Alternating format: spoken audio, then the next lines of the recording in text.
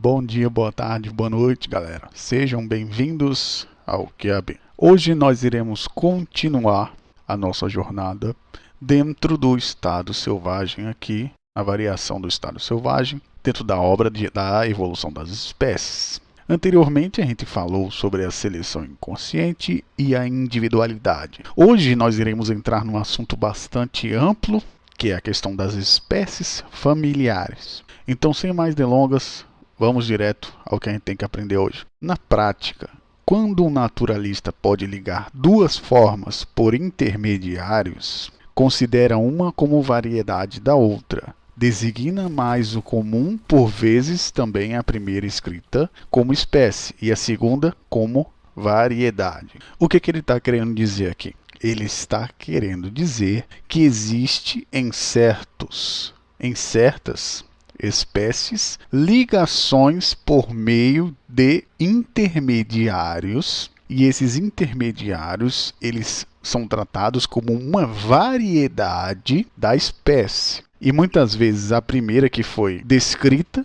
e a mais comum delas é considerado a espécie e a menos comum é considerada uma variedade daquela espécie. Então aqui a gente tem o que a gente pode entender dessa primeira parte? É que existem intermediários dentro das espécies. Se suponha que essas formas intermediárias têm uma natureza híbrida. Isso não basta sempre para desfazer a dificuldade. Em muitos casos, considera-se uma forma como variedade de outra. Não porque encontra-se nas formas intermediárias, mas porque a analogia que entre elas existe vai supor ao observador que esses intermediários existem hoje, ou que existiram antigamente. Isso aqui é um ponto extremamente importante da ideia de Darwin, que é através de eixos a gente consegue achar. Quando eu falo eixos, é através de evidências que existiram espécies intermediárias. E muitas vezes essa ligação ela é feita por analogia. Isso aqui é outro ponto interessante. A analogia entre duas espécies elas se tornam cada vez mais evidentes. Então através dessa ideia, existiu um meio termo entre essas espécies. Isso aqui é muito usado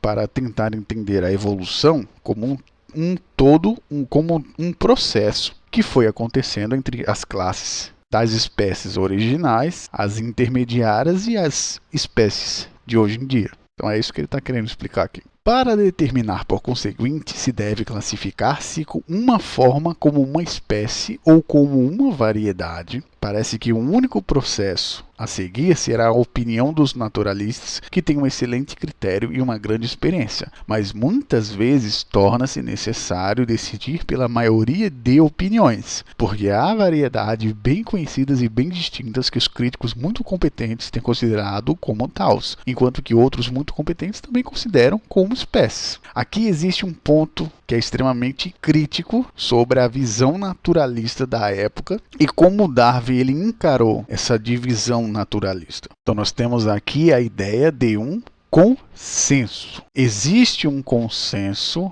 entre as espécies e as variedades, pelo menos nessa época aqui. Vamos entender conforme a época que foi escrito daqui. O que a gente tem que entender disso aqui?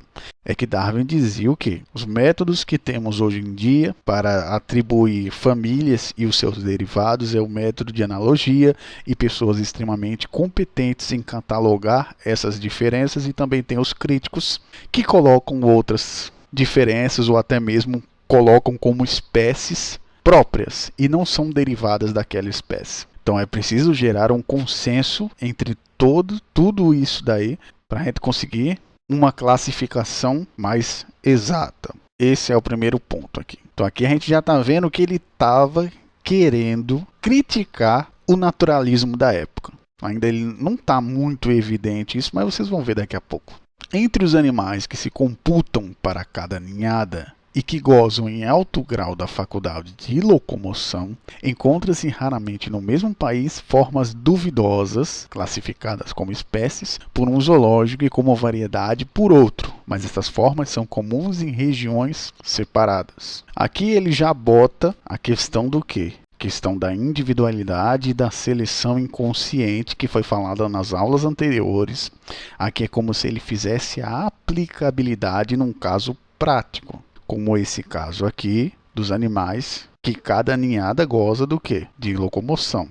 Mas mesmo assim, ainda existem formas diferentes, que muitas vezes o zoológico dá uma espécie e outros não dão como espécie aquilo, dão como derivados, sendo que essas duas são comuns. As duas espécies elas são comuns, mas vivem em regiões separadas. Então tem um probleminha, que é o que ele classifica como o famoso polimorfismo, que é onde ele ia chegar baseado em todas as aulas aí. Dessa parte aqui de selvagem, da parte selvagem, ia se chegar nessa questão do polimorfismo. Aí aqui, nessa parte, ele faz uma divisão clara e objetiva entre o que? A variação no estado selvagem. Então, a variação no estado selvagem, ele coloca como se fosse 4 coisas importantes para se chegar a essa ideia. Primeiro, as formas que variam, as formas locais, as raças geográficas ou também subespécies e as espécies representativas. Então aqui ele já muda o patamar do que tinha antes nos naturalistas, porque era o quê? Simplesmente era um consenso que chegava lá, esse bicho parece tal, beleza. Não tinha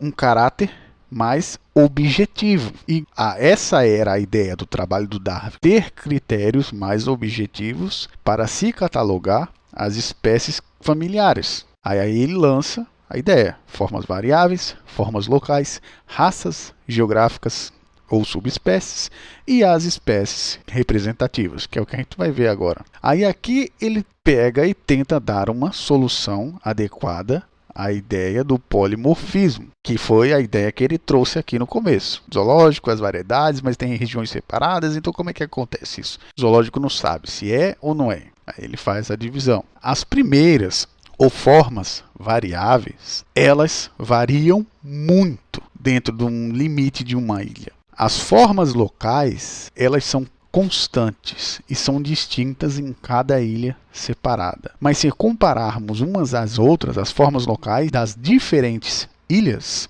poderemos ver que elas são diferenças tão insignificantes e de tantas graduações que é impossível defini-las e descrevê-las, posto que ao mesmo tempo sejam suficientemente distintas as formas extremas. Vamos aos detalhes disso daqui. Eu vou tentar dar passar o bizu para vocês, passar a visão para vocês.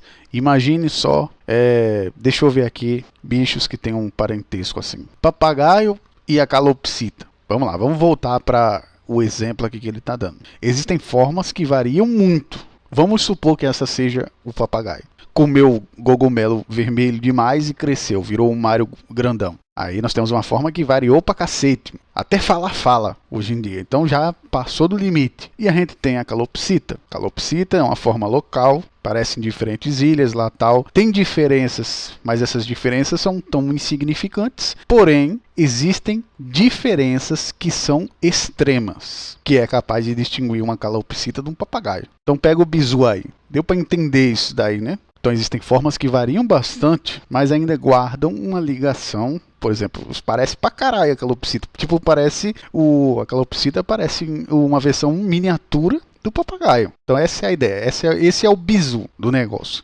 As raças do tipo geográficas ou subespécies, elas são tipos de forma local. Lembre-se que a gente já falou das formas locais. Só que essas formas locais, elas são fixas e isoladas. Como elas são fixas e isoladas, o que acontece com elas? Aqui vem o critério técnico, porque aqui elas não diferem uma das outras. Essas subespécies aqui ou raças geográficas, que são nada mais do que formas, vamos de novo lá, formas locais. Formas locais são os bichos que moram numa ilha lá. Existe bichinho que mora na ilha que varia pra cacete, existe bichinho que mora na ilha que não varia tanto, mas é fácil você saber a ligação que existe entre esse que varia pra cacete e esse que não varia tanto. Aí depois tem uma subespécie lá, que é a subespécie do métal, que chega lá e fica sozinho, isolada lá. São mais isoladas. Aí essas daí não conseguem ter uma variação porque estão isoladas. Aí é difícil você saber.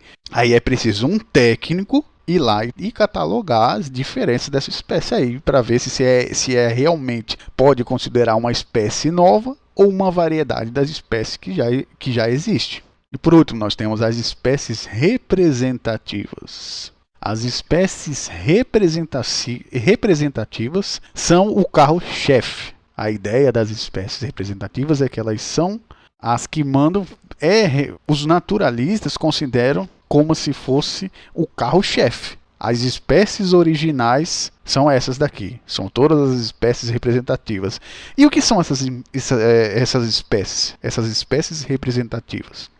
Elas se distinguem por diferenças extremamente maiores entre todas as outras espécies. Então aqui a gente vai pegar todas as outras espécies, as formas locais, as subespécies, vai pegar elas e vai comparar com essa daí, vai ver que existe uma diferença enorme. Então é isso, ele termina desse jeito. Os naturalistas consideram elas como verdadeiras espécies. Porém, aí é o que ele fala aqui no final. Porém, todavia, não existe critério para se dizer o que é forma variável, o que é forma local e o que são subespécies e espécies representativas. Então aí ele lançou a problemática. Pegou aqui, olha, pelo que eu vi, tem formas variáveis, tem raças geográficas, tem formas locais e tem espécies representativas. Só que agora não existe nenhum critério objetivo para a gente conseguir catalogar o que é qual aqui nessa porra.